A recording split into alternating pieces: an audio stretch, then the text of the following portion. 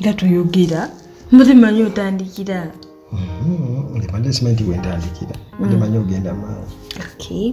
Kakati munnange mba nkomyewo badde nsiriseemu lwa nsonga yaki yakawumeme kantwala but of course leero nsazeewo nzije nkoleki ndabe mugabaddewo. Amasanze gamaze ennaku mmeka ziringana ku mmeka wano mu bitundu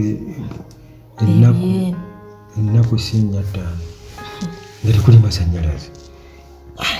Wawumeme nyiivu tugenda kikola tutya? tulina kyakukola tujja kupambana mpola. Okay, kakati mugabaddewo kane omugume bazadde omwana ne Sasha.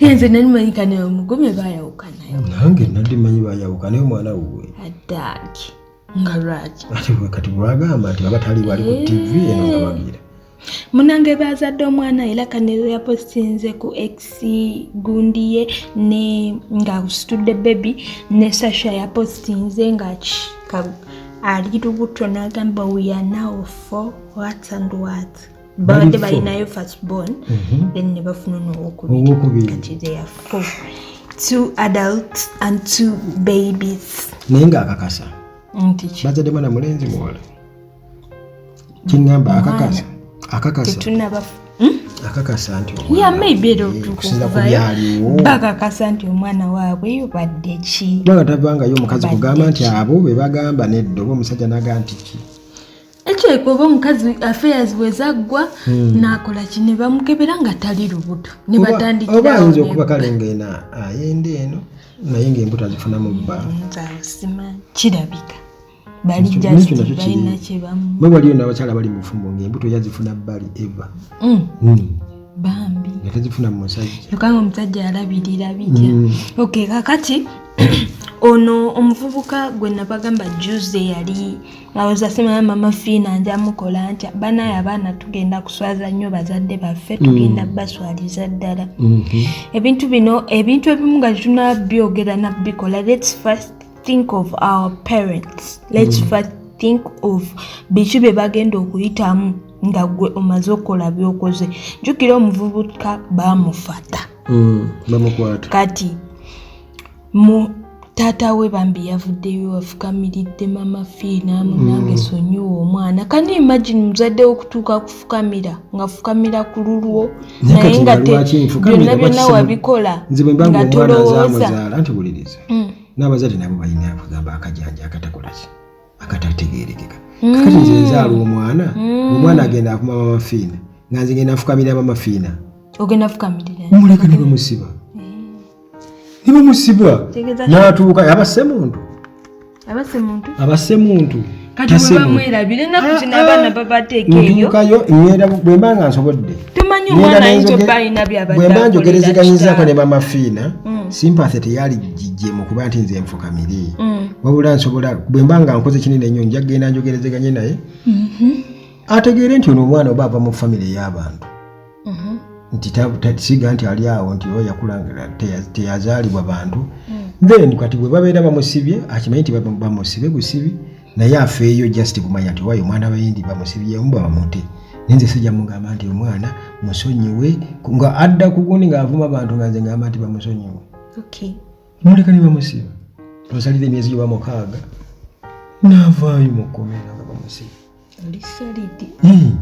lwaki nefunfukamira mbu neetonda singa atta muntu aweetonda ate wabase muntu ate nkola eki abase omuntu kitegeeza kitegeeza gwe omwana we yenna we bali musiba kati kyoga bwatta omuntu nga weetonda nga bamusonyiwa no naye waliwo ebintu ebiri ebisonyiika nti afunyisiza mwalo buto nja kwetonda nja bagamba naye mutusonyiwe tugenda kulabirira omwana shurayimu ebiki ebityo era nekino ogamba mutusonyiwe tajja kuddamu ekyo sijja kwetonda kati gwe ekitegeeza oli ready abaana bo bibanga byambuto awo nja kwetonda wanjitaata nja kugendayo mbitereeze ate gwe wuwe banaalumufundisa anti era bajja kujja nabo bwe tubitereeze nga baana n'abaana ate oba onokikola. Okay, kakati era mugabaddewo naye Aliensky ndowooza ffenna tukimanyi nti he is now in Luzira prison.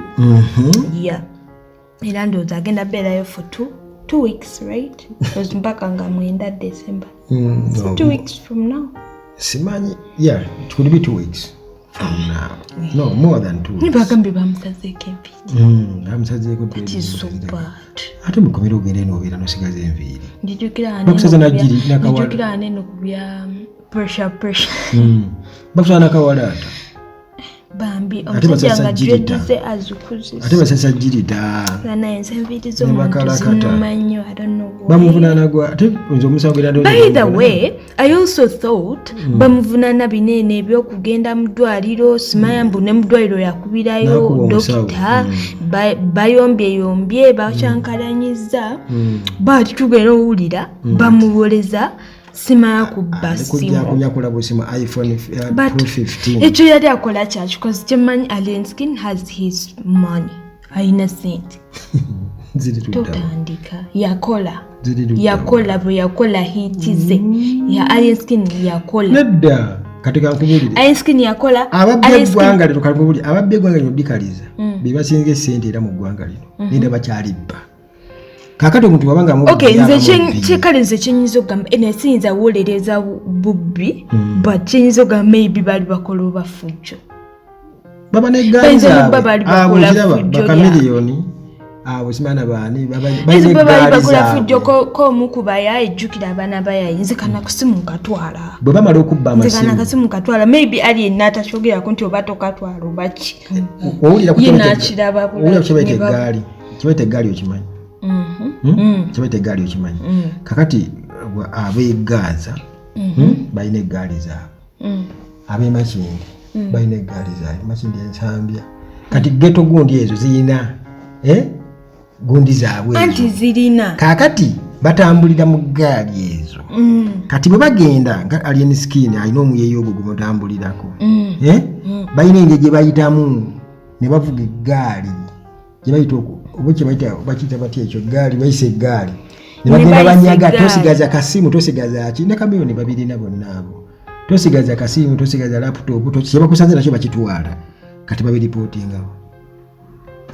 Okay. Kati simanyi oba nti yali gaali oba yeke nyini komanda Paul yakola ki yagamba kano kanketwalire ngikali ka iPhone awo tetumanyi naye omusango kyoga Alienskin tasa kwegulira iPhone bamukwata edda kugambya ababbi eggwanga lino dikaliza bebakyasinze okuba n'essente naye era bakyalibba kati ye omuntu wabanga ye weekyo abeera weekyo okitegeera kati ekirungi Alienskin abeera mu ngoye z'amagye ebiseera ebisinga muyambalu by'amagye abeera akola atya tumulabye wano nga already katugeze ntiro mulaba nga ageza okuvuganya Bobi Wine mu ngeri emu oba endala mu nsonga za ghetto era nga abamukutte bebeera bulijja abakola ki abamu obukuumi bagambye nti omwana gwe yabbye bamuyitaani oli omwana ye Salimu Mubiru era nga tata we Hassan Mubiru ye ya reportinze but simanyi era ne tata nagambwe Alien era already abadde mu dduka ng'ojjeko bino ebyokubanga polisi badde mwetaaga of which sawudde nga boogera ku eno case naye ye already ndowooza badde ku dduka babadde bamunoonya kati ayinza n'okubanga bagimuggyako bujja ngeno mugagwereete yesimu nina gikuwamu sente ne wallet ni bajibba bwebityo kakati tomanya kati nze nerudda akale ngamba eno tomanyi oba Alien yagibba nze nerudda nyizo okugamba oba mu bantu be yali nabo nga bwabeera n'abavubuka bangi uli asobola nga ye yagitwala Alien n'atabaako kyakola tebasobola kuwabira Alien gumusango gwa muntu mulala naye kati bawabidde Alien kitegeeza physically yakwata iPhone Pro 15 ng'ajegombye n'agitwala era alibuzira bamukalakasedde akabwalaata grades zavuddeko tumulinda nga 9 December akomewo muki abadde bamubuukinga mu bivulu kuba era baleta kyatunda kiri awo kakati n'okufa kw'omwana Jerome ndaba kulimu ate by the way bw'alimu okudda wano wakati ebibanja mukwata so advantage yo nafuna sympathy naye ate aliko gwa akasimu okubba akasimu kati singa alimu okuddaano kakasa nti kati awo kiba kitegeeza nti feemu ebeeweereddewo ddala nani ayinza okwesemberera omuntu ayasubya akasemu ng'oleko gwa kuba kasemu nze musembe roza abaana b'eno generation bali ku olwo ndeka kakati okufa kw'omwana Joel mukimanyi okufa kwe kwennyini tetukutegeera cause bwe baba nga ba alien skin bo nga bo bagamba mbu yabadde oba atwala baana ajja baana ava kutwala baana ku ssomero mbwe emmotoka neyagala okutomera ekisenge n'akolaki n'agezaako ogifulumamu mbwadde babegagisindike bwe kyabadde bagamba ngemoka bweneegaana okukolaki netegulukuka mbwadde mabega mbw agikwata agisindika ate nga abalala bagamba yabuuka ku mmotoka n'akuba omutwe ku kisenge nga balyeramu ebyo ebyabwe anti kyekigambo ekyo nti sitole zijja kuba nnyingi nnyo kati nze gye nnyinza okuleetawo eyamangu ennyo nga bwe kiri nti social media yamusaddaase agonga maze awumulebindabye omuwala omu Joram yafudde waliwo gwendabye ku TikTok awo nga bagamba nti abadde diehard nnyo wa Joram omuwala ng'ate naye ndaba azirisa ali ku kitanda waliko oxygen kyokka abadde alina omwana Joram abadde yazaala omwana that is kirungi okuba nti abadde yazaala ku mwana naye ate kibi okuba nti omwana wamuleseewo that is so bad kakati mawulire ga alien skin omukulu Palaso n'omukulu Aganaga bagamba nti bayogera there is a bakoze video nga boogera ku alien skin so Palaso agamba alien skin is a job creator ekyokumukuumira mabega we ntayimbwa kireka abavubuka bangi nga tebalina mirimu kozi abadde aweereddewo abavubuka bangi Uganda bwe beetuusaawo Uganda bwe beetuusaawo nga alien skin kati essaawa eno job creator ng'era okumusiba naye kakyo tekyegaanibwa nti alien skin ayambye abavubuka bangi right talina bayambye nze kyenjagala okumanya batuwe job description nesene bakazi bafuna kati awo gwe bwotandika okunyinyonyola bwoto Palaso najja naga ati ebyogenda bibuuza Palaso ine namba ye aza tinjagaza ki ya Palaso naye nsobola ogifuna naye sigyetaaga naye kyemmanyi bw'atandika okugamba nti nno bukiba nti kirimu okulumya abantu abalala gwe ng'owooza nti nno job creator ng'ate yalumya bamukutte emisango gyakubba busimu n'ebirala wali ekirungi kale nze sigambye nti nno nti akasimu yakabba kituufu si nti buli akoze ebirungi mu nsi muno takolangako kibi right naye kyojja kugamba nti nno abantu bajja kuba tebagambwako olwokuba si nti buli akoze ebirungi mu nsi muno takolangako kibi right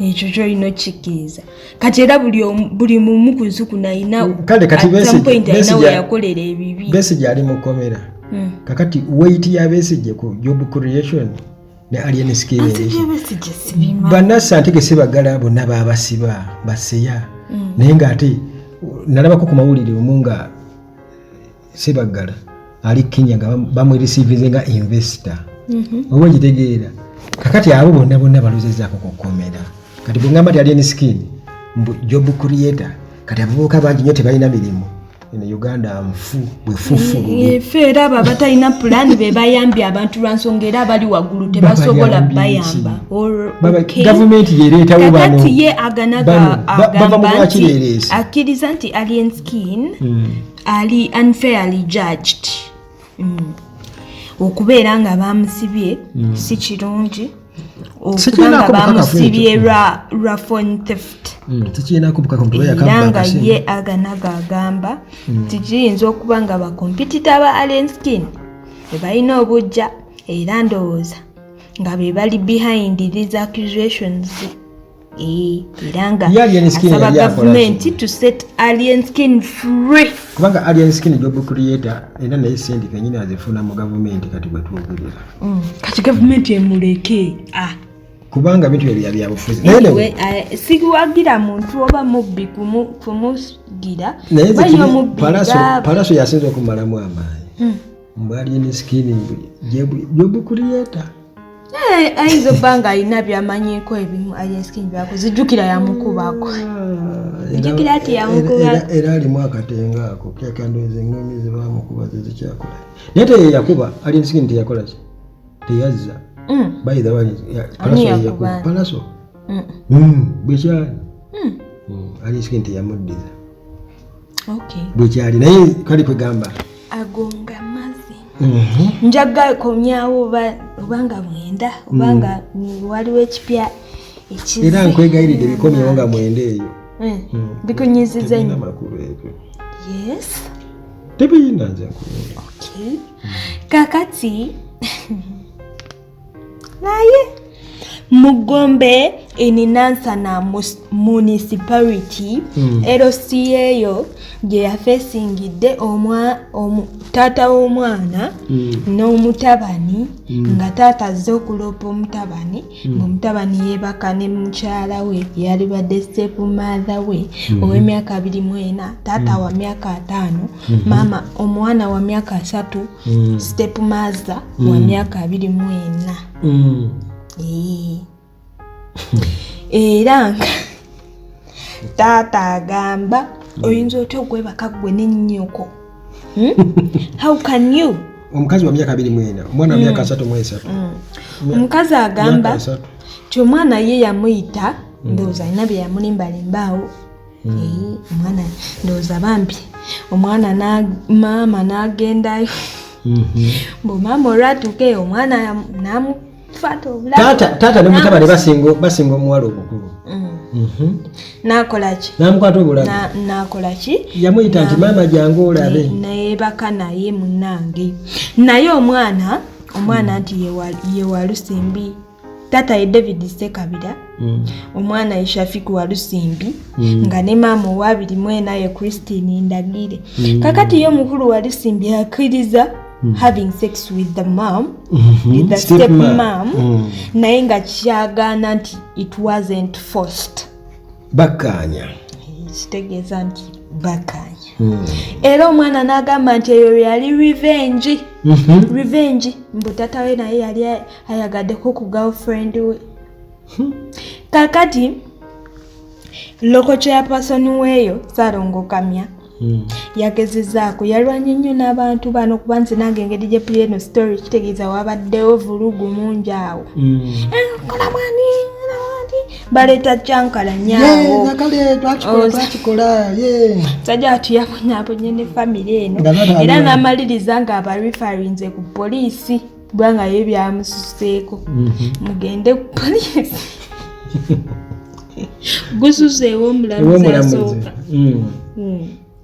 naye kati taata akyakola ebintu ne taata yabakuta ku mundi gwakubiri nga bamuze mu mukwata gwakubiri oba ati simanyi butyawe byavuddeyo kuba omuwala yagambye ye we baabimukola n'atya n'okugamba taata ajja swala gwali mulundi gumu gwokka kati simanyi oba omuvubuka ye yavaayo neyewaana nange nakwesasuza kakati kiri bwekiti neze mbeera kyamaani zokubuuza byanyuma taata n'omwana ni asinga alo kati agenda kumbuulira taata waddanga wensinzira omuwa amagezi mbuno mutabani akusinga wali badde ova mu ddiiro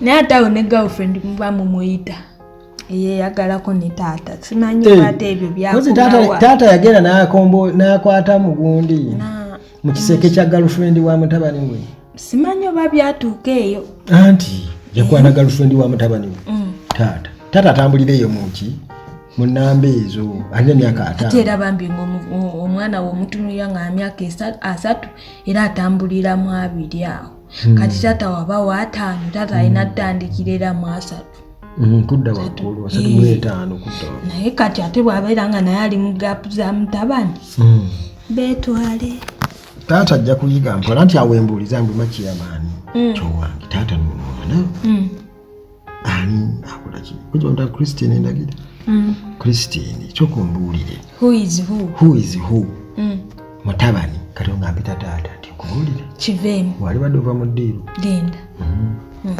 singa mbadde guwedde mugende kubanga omwana akusinze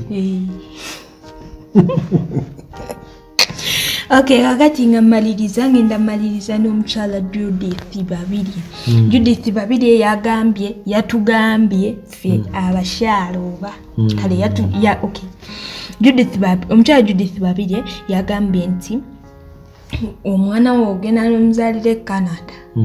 It is very good. Why?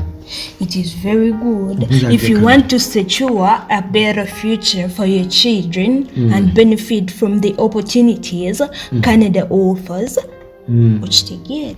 Canada offers. It is better you kuzaalira in Canada. Natugamba ulira it is me.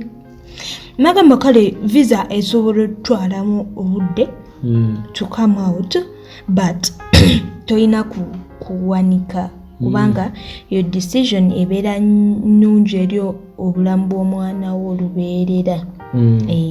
Mwera waliyo benefits nyingi oba ozaalidde omwana we Canada. Bwe system yeeri ekakasa nti omwana wo tabonaabona, bo balina care, tebalinga wano e Uganda.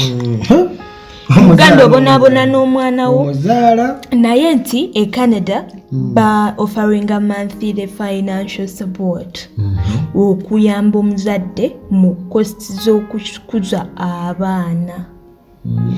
Wadde oli resident, wadde oli nga tuli resident kasonga amuzaalira Canada. Kinajjukirwa nti mu April 2019 Judith Babirye left the parliament and her marriage. Oh my God. Nanjagedde bulungi. Mu April 2019 Judith Babirye yava Uganda waneno. Yali akyali member parliament. She left her position n'obufumbo bwe okugenda e Canada eyagenda ali lubuto. Asobole ndowooza okubadduka agende aprotecting ye, then n'omwana we bambi atannazaalibwa era ndowooza we yatuuka eyo n'azaala n'alabira ddala nga Canada is very good. By the way, ensi zaabweru ezo zirabirira abaana. Bakakasa nti omwana akola ki? Afuna ebyetaagisa. Nawana Uganda ati kintu kyentera okugamba abantu Bannayuganda balina okutegeera lwaki Bannayuganda balina osooka ne bafuna description eyo kwegana ne bamanya okubeera mu hasolinga kwekanga kitegeeza haso wabula ate gwe kati okinyumidde bulungi nti Bannayuganda bonna kye bamanyi okubeera Munnayuganda kitegeeza haso olina okuhasolinga no okubeera Munnayuganda kitegeeza nti olina okubeera nga ofiiringa eggwanga lyo era nga n'eggwanga nalyo likufiiringa litya nti abo bali mu buyinza balina okuba nga bafaayo okuba ti Munnayuganda buli Munnayuganda afuna mu resources ate bafaayo kitegeeza kati twasigala tufekkera ky'oyogedde ndi haso okitegeera kakati ekyo ng'oli kyayogera eri nga Judith Babirye kyagamba ekyo kyategeeza nze nange njagenda Canada era future husband get ready. I'm not kuzaalira mu US. Why? Yebyo nga bikyali awo tukyayogera kuba kuyogera ku kuzaala. Tosuubira genda kolayo kintu kirala byonna osuubira genda kuzaalirayo buzaalizi. Era n'abazadde bakola, right? Tugamba oyagala ogenda ozaalireyo ate omalirize okakalabye obufumbo saidize eyo. You know, saidize eyo. Nga bwina plan. Plan zamwe nga mpanvu. US. Ate oba Uganda yiyo yatulema dda. Tugirimulwa n'akola ntya. Okay. Yatulemerera dda. Oba lwaki bazadde baffe olwo tebaabirabirawo. Ne bagenda eyo ne bazaalira. You know. Uganda kati mugirekera ndi mugiwe Museveni ne banne. Ne family ye. Era abo bagyesigaliza.